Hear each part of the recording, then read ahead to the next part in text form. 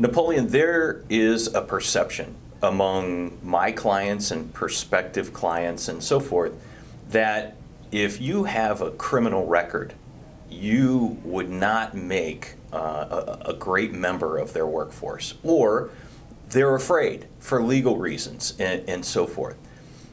That's a rumor that I have found to be very hard to argue with, and yet I know it's not true because I have worked around many who have criminal records and so forth and have done their time and are now very productive members of society. But you're right in the middle of it. Will you talk a little bit about that?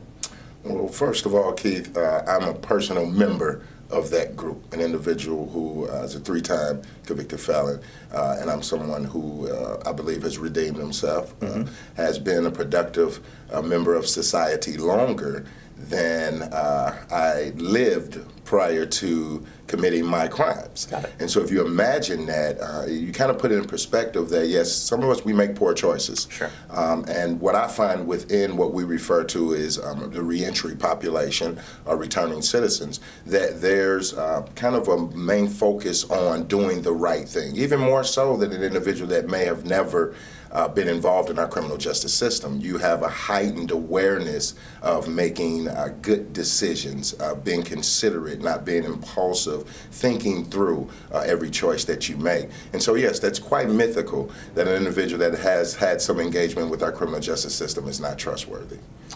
And yet, from my experience and the majority of our customers may be small to medium-sized manufacturing companies, the perception is that any kind of felony excludes you from being a productive worker in their facility. What's your opinion? Is that born out of fear, or is it more a blanket catch-all policy to keep the bad people out? I think it's a bit of both, Keith. And if we could back up just a little bit and put in perspective what we're dealing with here in America, we're about 5% of the Earth's population, yet we incarcerate nearly 25% of all individuals who are incarcerated on planet Earth. Wow. So that tells me one of two things. Either Americans are the most deceitful, criminal-minded, dishonest people walking planet Earth, or something's a little amiss with our system. I tend to believe that it's the latter. And what we see with business owners and companies is that they just truly don't understand. There's a lack of awareness. There's a lack of knowledge around what are they dealing with when they engage someone who has had contact with our criminal justice system. Quite honestly, you're dealing with American citizens, some who have been in situations that they just made a poor decision, sure.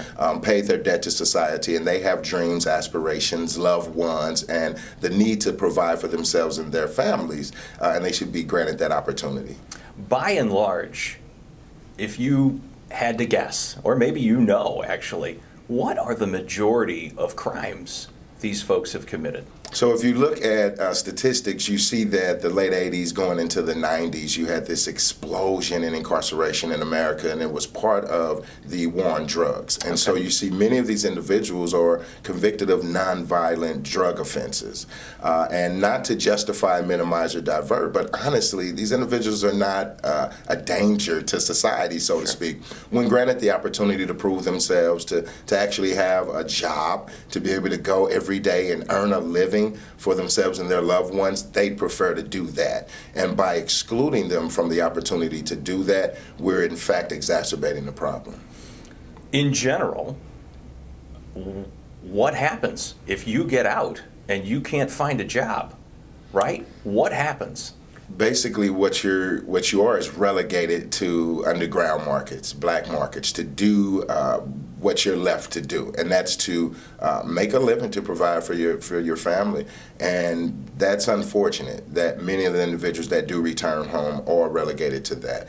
They become hopeless, they become desolate, and they just basically say, you know what, I'm going to make a living. Now, you will see that many of the individuals that engage us have made that commitment to never return back to certain behaviors, and whatever it takes, they're going to get an opportunity to work at someone's place of employment. But what about those individuals that don't come into contact with us? What about the individuals that are not accessing the resources and tools that will allow them to do that? That's scary. And we know statistics have told us that the recidivism rate is very high when you're unemployed, as evidence of what you just said. Absolutely. A national rate of about 44%. When individuals engage us, and just to be clear, recidivism is when an individual returns home from incarceration and then they reoffend and they head back to prison. And when individuals engage us, that amount goes down to about 14%. Wow. And when they're involved in our mentoring program, it's even as low as 4%. Wow. So the numbers speak for themselves. When individuals are provided an opportunity to earn a living, they don't reoffend.